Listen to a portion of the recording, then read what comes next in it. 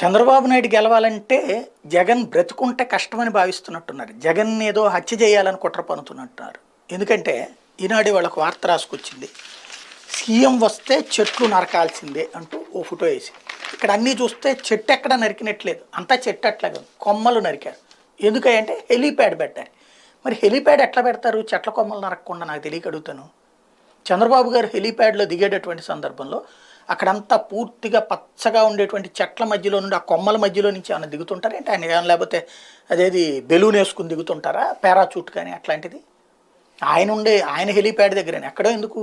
చంద్రబాబు గారు ఉన్నటువంటి ఆయన కరకట్టలో ఉన్నటువంటి ప్లేస్లో హెలీప్యాడ్ ఉంది కదా, దాని చుట్టూ చెట్లను ఏమైనా పెంచారా? ఇదివరకు చెట్లు లేవా ఆ కట్ట మీదన? లేకపోతే ఆ పక్కన చెట్లు లేవా వెనకాల వైపు కానివి? అవన్నీ నరికారా లేదా? మరి బాబు గారికి హెలీప్యాడ్ దగ్గర చెట్లు నరికేయాలా? అసలు చెట్లే నరికేశారు అక్కడ. ఇక్కడ కొమ్మలు నరికారట ఆయన దిగేటటువంటి చోట్ల.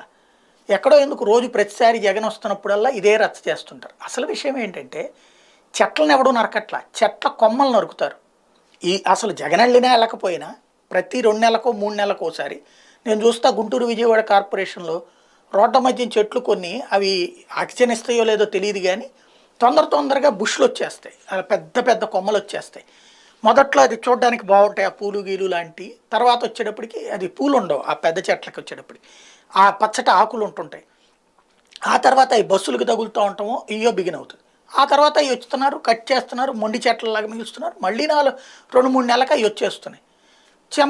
జగన్ వస్తున్నప్పుడు సహజంగా అవి కట్ చేస్తారు కదా, ఎందుకంటే ఇవన్నీ కాన్వాయ్ అన్నీ పోయేటప్పుడు తగులుతాయి కదా. దానికి ఇంకేముంది, అయిపోయింది, చెట్లు కొట్టేస్తున్నారు, పర్యావరణం చేసేస్తున్నారు. జగన్ మీదన ఎంత వ్యతిరేకత సృష్టించాలో ప్రతిదీ కూడా ఆయన తుమ్మితే తప్పు, దగ్గితే తప్పు అన్నటువంటి స్టేజ్కి తీసుకువెళ్ళడం కోసం ప్రతి అంశాన్ని చిన్న చిన్న సున్నితమైన అంశాల్లో కూడా ఒక నెగిటివిటీ క్రియేట్ చేసేటువంటి ప్రయత్నం అయితే చేస్తున్నారు. వీళ్ళు ఎంత మేరకు సక్సెస్ అవుతారంటే ఖచ్చితంగా చాలా వరకు సక్సెస్ అయ్యారు. దాన్ని కౌంటర్ చేయడం అయితే ప్రస్తుతానికి వీళ్ళ దగ్గర చేత కాదు. ఎందుకంటే కౌంటర్ కూడా ఉండదు. ఎందుకంటే నెగిటివ్ సృష్టించడం సులభంగానే పాజిటివ్గా ఇదిగో ఈ ఉద్దేశం ఇప్పుడు నేను చెప్పాను ఇట్లా చెబితే జనాలకి ఏమైనా ఎక్కుద్దా, చెప్పొచ్చేవాళ్ళు ఆడికి అమ్ముడు పోయారంటారు. అంతే తప్పించి చెట్ల కొమ్మలు నరకకుండా హెలికాప్టర్ ఎట్లా దిగుతుంది అనేటువంటి ప్రాక్టికల్ కాన్సెప్ట్ ఉండదు.